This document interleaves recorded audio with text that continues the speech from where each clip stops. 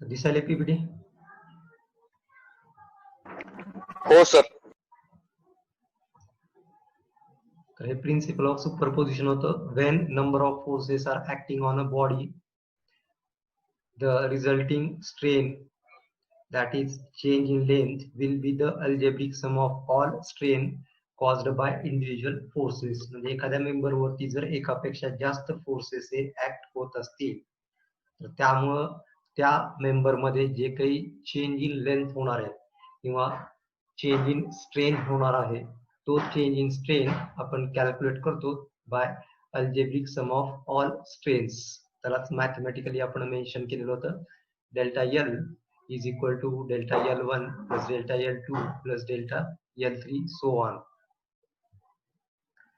तर या टाइप मध्ये तुमचं प्रिन्सिपल ऑफ सुपरपोजिशनचं युटिलायझेशन करून आपण एक एक्झाम्पल पाहिलेलं होतं. Figure shows a member ABCD having same cross-sectional area A and the same material which have modulus of elasticity capital E. On member, different forces P1, P2 and P3 acts on a section AB, BC and CD respectively. तर हा तुमचा एक member आहे आणि तो member same cross section एरियाचा आहे असं आपण कन्सिडर केलेलं होतं. and the material is made from only single material. तर हे जे काही मटेरियल आहे फर्स्ट पॉइंट पासून लास्ट पॉइंट पासून पर्यंत एकाच मटेरियल पासून तयार झालेला आहे. मटेरियल एकच आहे, त्याच्यामुळे ह्याची जी काही मॉड्युलस ऑफ इलास्टिसिटी असणार आहे ही काय असणार आहे, सेम असणार आहे. मॉड्युलस ऑफ इलास्टिसिटी ही कधी चेंज होणार आहे, जर तुमचं मटेरियल चेंज झालं तरच मॉड्युलस ऑफ इलास्टिसिटी ही काय होणार आहे, चेंज होणार आहे. जर तुमच्या सेक्शन मध्ये किंवा तुमच्या मेंबर मध्ये फर्स्ट पॉइंट पासून लास्ट पॉइंट पर्यंत एकच मटेरियल असेल तर तुमची मॉड्युलस ऑफ इलास्टिसिटी काय असणार आहे, सेम असणार आहे. जर एखादा मेंबर या दोन डिफरंट मटेरियल पासून तयार झालेला असेल, म्हणजे फॉर एक्झाम्पल हा पोर्शन स्टीलचा आहे आणि हा पोर्शन टिम्बरचा आहे, तर जेवढा पोर्शन तुमचा स्टीलचा आहे तेवढ्यासाठी तुम्हाला काय करावं लागेल, मॉड्युलस ऑफ इलास्टिसिटी स्टीलची वापरावं लागेल. आणि जेवढा मटेरियल तुमचा टिम्बरचा आहे तेवढ्यासाठी तुम्हाला मॉड्युलस ऑफ इलास्टिसिटी काय करावं लागेल, टिम्बरची युटिलाइज करावं लागेल. का लक्षात.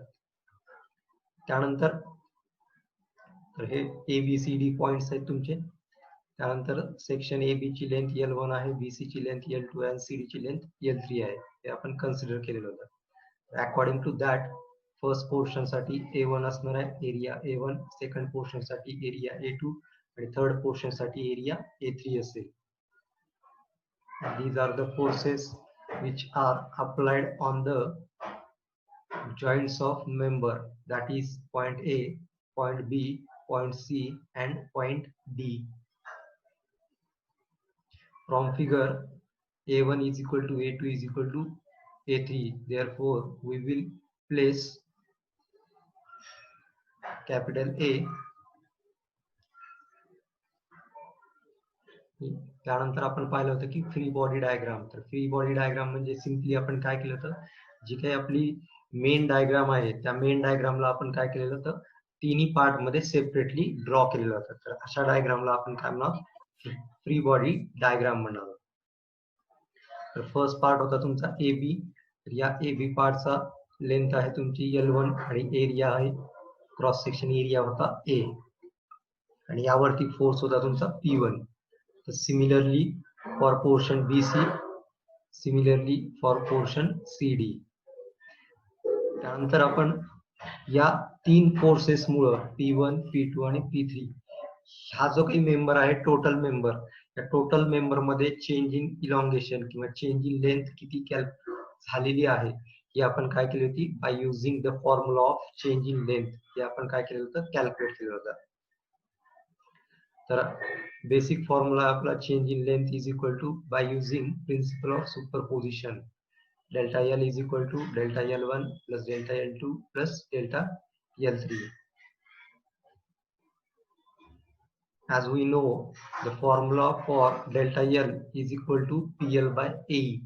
Therefore, for delta L1, P1 L1 divided by A1 E1.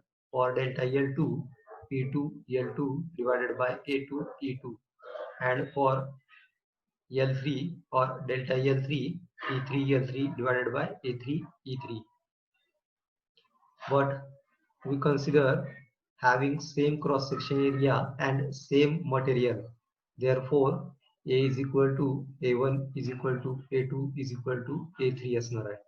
And E is equal to E1 is equal to E2 is equal to E3. तर या E1, E2 आणि E3 च्या जागी आपण कॅपिटल E रिप्लेस करणार आहोत आणि A1, A2 आणि A3 च्या जागी आपण कॅपिटल A रिप्लेस करणार आहोत. After putting these value in equation, the equation will simplifying and modified equation is delta L is equal to 1 by AE into bracket P1 L1 plus P2 L2 plus P3 L3. इथपर्यंत आपण last lecture मध्ये discussion केलेलं होतं. या lecture मध्ये आपण हा जो काही फॉर्म्युला आहे delta L is equal to delta L1 plus delta L2 plus delta L3 ह्याच्यावरती बेस्ड आपण काय करणार आहोत न्यूमरिकल्स आपण वन बाय वन पाहणार आहोत. आता फॉर एक्झाम्पल प्रत्येक वेळेस हे equation delta L1 plus delta L2 plus delta L3 असेल का? इच टाइम ऍडिशनच होईल का प्रत्येक वेळेस? काही वेळेस सबट्रॅक्शन पण होईल. हॅलो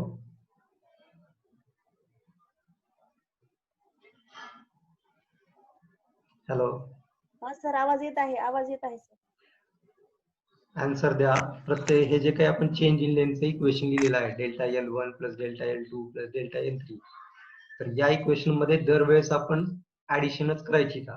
काही सिच्युएशनला आपण सबट्रॅक्शन पण करणार आहोत, म्हणजे delta L1 minus delta L2 minus delta L3 हेही असू शकेल का? नाही. हो सर. तर तसंही असू शकेल. आता फॉर एक्झाम्पल हे कधी ऍडिशन करायचंय आणि कधी सबट्रॅक्शन करायचंय, इथले जे काही फोर्सेस आहेत P1 P2 P3 हे टेन्साईल आहेत का कॉम्प्रेसिव्ह आहेत तिन्ही सेक्शन मध्ये?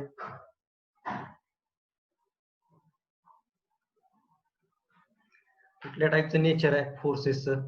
टेन्शन नेचर आहे का कॉम्प्रेशन नेचर आहे?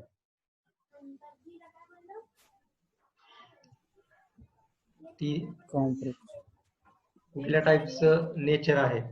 टेन्साईल नेचर आहे का कॉम्प्रेशन नेचर आहे? तर तिन्ही सेक्शनला तुमचं कुठलं नेचर आहे? टेन्साईल नेचर आहे. कारण की हे जे काही फोर्सेस आहेत हे फोर्सेस तुमच्या मेंबरला पुल करायलेत का पुश करायलेत? ओढत आहेत का ढकलत आहेत? तर ते तुमच्या मेंबरला काय करायलेत? पुल करायलेत. तर दोन्हीही डायरेक्शनला तुमचा पुल फोर्स ऍप्लिकेबल आहे. आणि जर तुमचा फोर्स हा पुल फोर्स ऍप्लिकेबल असेल तर त्या सिच्युएशनला जे काही साईन येणार आहे ते साईन म्हणजे काय असणार आहे? प्लस असणार आहे. म्हणजे जर एखाद्या मेंबरला आपण दोन्हीकडनं पुल करत असताल तर इलॉंगेशन होईल का डिफॉर्मेशन होईल? तर इलॉंगेशन होणार आहे. इलॉंगेशन होणार आहे म्हणजे त्याच्यामध्ये वाढ होणार आहे. त्याच्यामुळे तिथं आपण काय करणार आहोत? प्लस साईन वापरणार आहोत. जर दोन्ही साईडला पुश फोर्स असेल तर तुमच्या मेंबर मध्ये काय होणार आहे? डिफॉर्मेशन होणार आहे. डिफॉर्मेशन होणार आहे म्हणजे काय असणार आहे? कमी होणार आहे. कमी होणार आहे म्हणजे तिथं काय असणार आहे? मायनस साईन असणार आहे. लक्षात आलं? केव्हा प्लस युटिलाइज करायचं आणि केव्हा मायनस युटिलाइज करायचं. तर अकॉर्डिंग टू प्रॉब्लेम आपलं जे काही इक्वेशन आहे ते इक्वेशन आपलं काय होऊ शकतंय? प्लस पण होऊ शकते किंवा मायनस पण होऊ शकते. लक्षात आलं? तर ज्या ज्या ठिकाणी टेन्साईल फोर्सेस आहेत त्या ठिकाणी आपण प्लस साईन वापरणार आहोत आणि ज्या ज्या ठिकाणी कॉम्प्रेसिव्ह नेचर आहे त्या ठिकाणी आपण मायनस साईन वापरणार आहोत.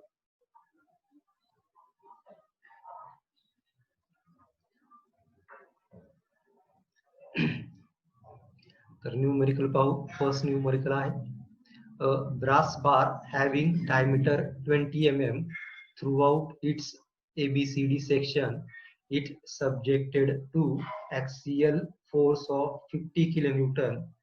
Find the total change in length if AB is equal to 500 mm, BC is equal to 200 mm and CD is equal to 800 mm. Take E is equal to 1.05 into 10 to power 5 MPa.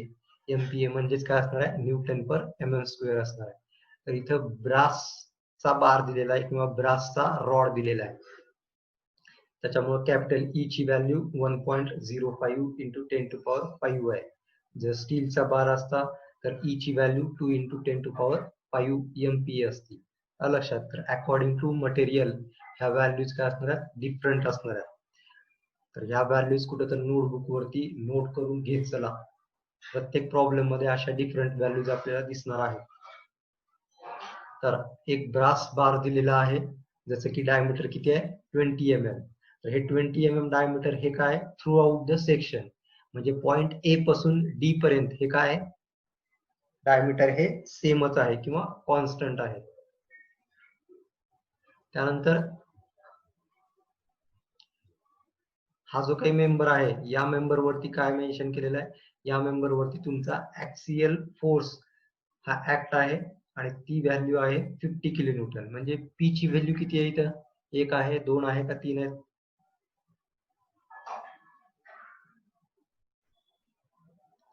P ची value किती आहे, एकच दिली आहे का 2 दिल्यात का 3 दिल्यात? एकच दिली. पी ची व्हॅल्यू इथं एकच एकच आहे. आहे. त्यानंतर डायमीटर पण एकच आहे. डायमीटर एकच आहे म्हणजे एरिया पण काय असणार आहे, तिन्ही सेक्शन साठी सेम असणार आहे. का लक्षात. फक्त डिफरंट आपल्याला काय दिलेलं आहे इथं, वेगवेगळं काय आहे या सेक्शन मध्ये, तर ह्याच्या ज्या काही लेंथ आहेत त्या लेंथ या काय आहेत, डिफरंट आहेत. तर फिगर मध्ये जर पाहिलं तर फर्स्ट पार्ट तुमचा AB आहे, सेकंड पार्ट तुमचा BC आहे आणि थर्ड पार्ट तुमचा CD आहे. तर अकॉर्डिंग टू लेंथ फिगर मध्ये थोडेसे स्लाइटली चेंजेस पाहिजेत. पहिला पोर्शन, दुसरा पोर्शन आणि तिसरा पोर्शन. मिडलचा जो पोर्शन आहे त्याची लेंथ 200 mm आहे, त्याच्यामुळे त्याची लेंथ फिगर मध्ये पण थोडीशी लहान दिसायला पाहिजे as compare to CD.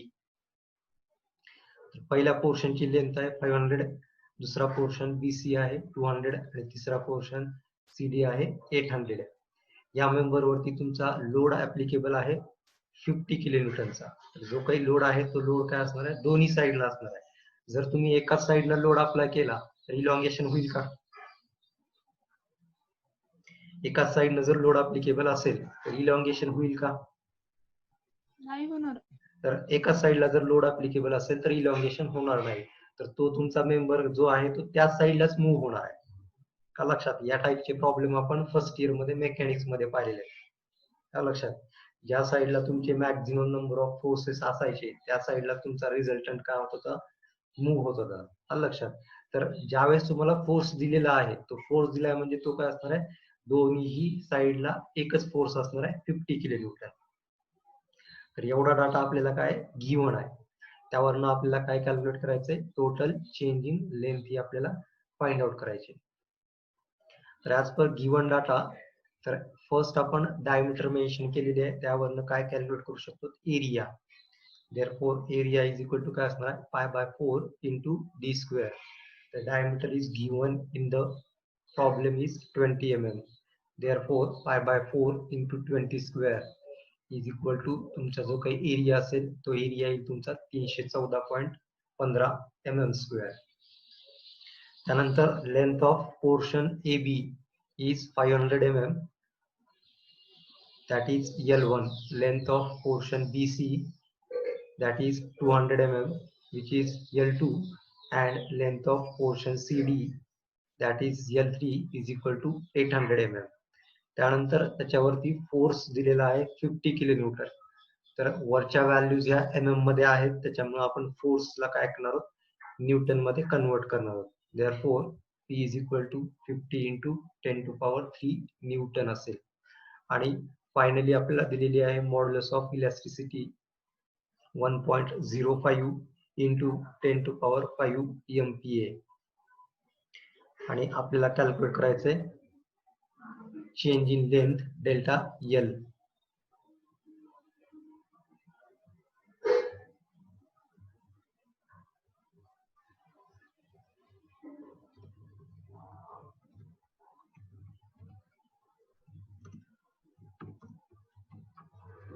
Change in length ह्याच्यामध्ये आपल्याला काय करायचंय, कॅल्क्युलेट करायचे.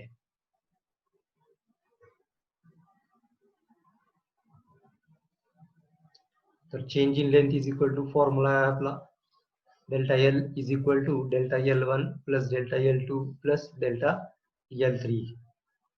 सो डेल्टा एल वन च्या जागी आपण काय पुटअप करू शकतो P1 L1 divided by A1 E1. त्यानंतर P2 L2 divided by A2 E2 आणि थर्ड आहे P3 L3 divided by A3 E3. तर इथे 3 सेक्शन्स आहेत त्याच्यामुळे आपण फॉर्म्युला हा 3 शी रिलेटेड वापरलेला आहे. जर दोनच सेक्शन असतील तर फॉर्म्युला काय येणार आहे delta L1 plus delta L2 येणार आहे. आतापर्यंत आपले प्रॉब्लेम्स हे एकाच सेक्शनचे होते त्याच्यामुळे आपण फक्त काय करत होतो डेल्टा एल चा फॉर्म्युला युटिलाइज करत होतो.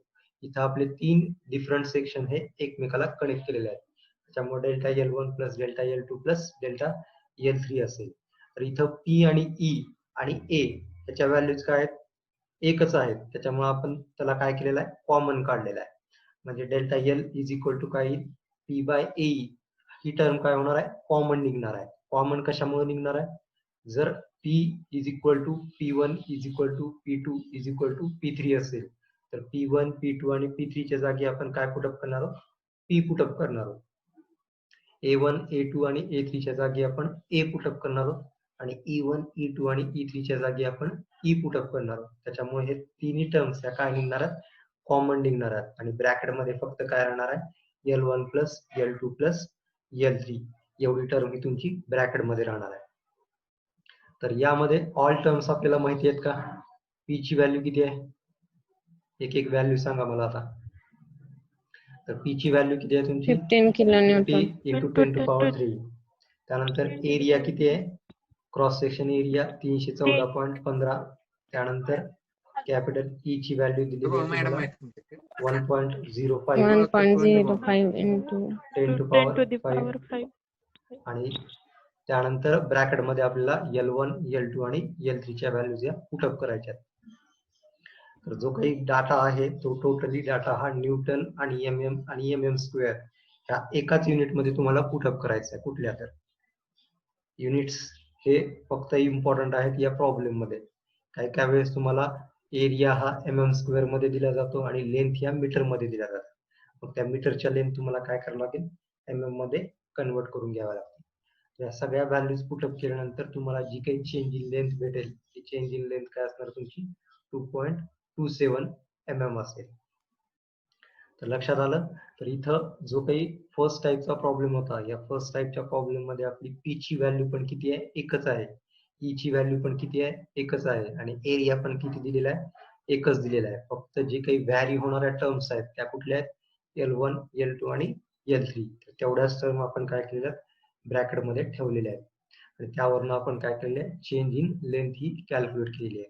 तर हा झाला तुमचा न्यूमरिकल टाईप थर्ड मधला फर्स्ट टाईप. सेकंड टाईप काय असू शकते डिफरंट क्रॉस सेक्शन एरिया असू शकते. थर्ड टाईप मध्ये काय असू शकते डिफरंट मॉड्युलस ऑफ इलॅस्टिसिटी असू शकतं आणि फोर्थ टाईप मध्ये काय असू शकते डिफरंट किंवा number of forces are acting on that member असू शकते.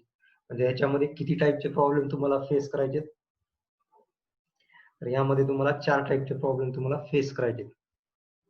तर हा आपला फर्स्ट टाईपचा प्रॉब्लेम आहे ज्यामध्ये फक्त लेंथ या डिफरंट आहे. तर या टाईपचाच अजून एक प्रॉब्लेम आपण कंटिन्यू करू. Determine the total elongation in the bar having diameter 25 mm throughout the cross section, having length AB is equal to 300 mm, BC is equal to 500 mm, and CD is equal to 800 mm. A bar carries a tensile load of 75 kilonewton. Take E is equal to 2.1 into 10 to power 5 MPa किंवा 2.1 into 10 to power 5 Newton per mm square. MPa आणि Newton पर mm square हे unit सेमच आहे.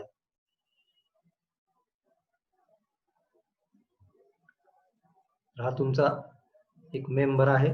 या member मध्ये A B B C आणि C D हे 3 तुमचे सेक्शन्स आहेत. हे 3 सेक्शन्स हे एकमेकाला कनेक्ट केलेले आहेत पण या तिन्ही सेक्शनचं जे काही डायमीटर आहे हे डायमीटर थ्रू आउट काय सेम आहे.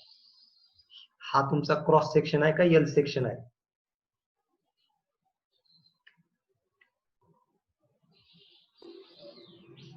तर ABCD पोर्शन दिलेला आहे, त्यामध्ये AB ची लेंथ 300 आहे, BC ची लेंथ 500 आहे आणि CD ची लेंथ 800 आहे आणि ह्याचं डायमीटर दिलेलं आहे तुम्हाला 25 mm आणि ह्याच्यावरती जो लोड ऍप्लिकेबल आहे तो टेन्साईल लोड आहे 75 किलोन्यूटनचा.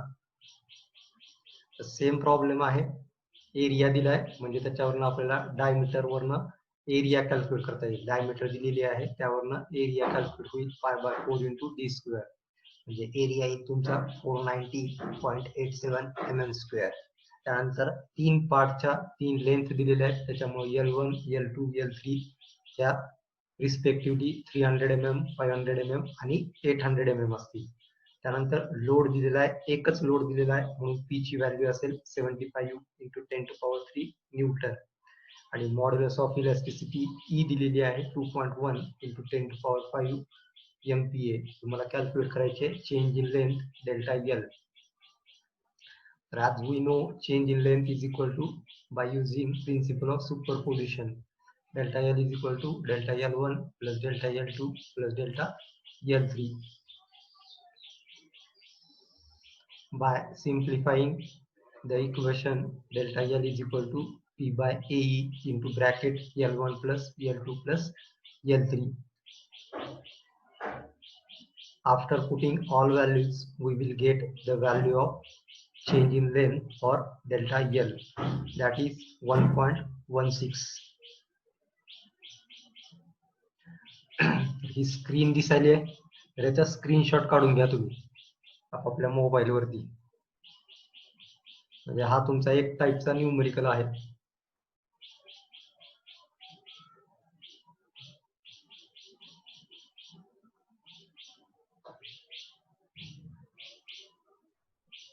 नेक्स्ट टाईपचा जो काही न्यूमेरिकल आहे तो न्यूमेरिकल आपण उद्या कंटिन्यू करू. या टाईपच्या न्यूमेरिकल मध्ये आपण different cross section area consider केलेले आहे, किंवा प्रॉब्लेम मध्ये आपल्याला 3 वेगवेगळे क्रॉस सेक्शन एरिया आणि 3 वेगवेगळ्या लेंथ या मेन्शन केल्या आहेत. तर व्हॅरिंग क्रॉस सेक्शन एरिया जर असेल तर तुमची फिगर ही या टाईप मध्ये असणार आहे. म्हणजे पहिल्याचं डायमीटर वेगळं आहे, दुसऱ्याचं सेक्शनचं डायमीटर हे डिफरंट आहे आणि तिसऱ्या सेक्शनचं डायमीटर हे डिफरंट आहे. हे असल्या टाईपचे कुठं पाहिलेत का तुम्ही? रॉड असतील किंवा सेक्शन्स असतील,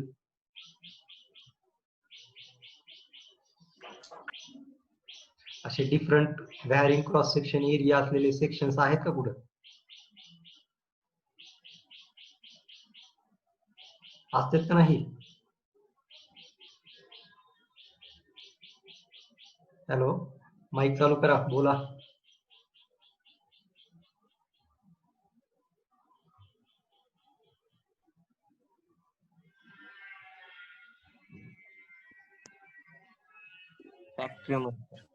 हा, पाहिलेत का? सर. कुठं असतील? हो, गेल्या वेळेस सीजी चॅप्टर होता. असं different varying cross section practical मध्ये तुम्हाला कुठं पाहायला भेटलेला आहे का? घरात चौरंग वगैरे आहेत का? चौरंग आहेत का घरात? त्या चौरंगाचे पाय बघा, त्या चौरंगाच्या पायांना असे डिफरंट क्रॉस सेक्शन असते. काही ठिकाणी तुमचा एरिया मोठा असतोय, काही ठिकाणी तुमचा एरिया रिड्यूस झालेला असतोय, काही ठिकाणी तुमचा एरिया हा मोठा असतोय. लक्षात. तर त्या टाईपचे जे काही सेक्शन्स आहेत त्याला आपण different varying cross section areas म्हणतो. लक्षात. तर हे आपल्याला बिल्डिंग मध्येही असं पाहायला भेटतं. हे कुठं पाहायला भेटेल बिल्डिंग मध्ये? जसजसे बिल्डिंगचे नंबर ऑफ फ्लोर्स वाढतील, लक्षात. फॉर एक्झाम्पल टॉप साइडला आणि बॉटम साइडला, तर टॉप साइडला कॉलमचा एरिया मोठा असेल का बॉटम साइडला कॉलमचा एरिया मोठा असेल?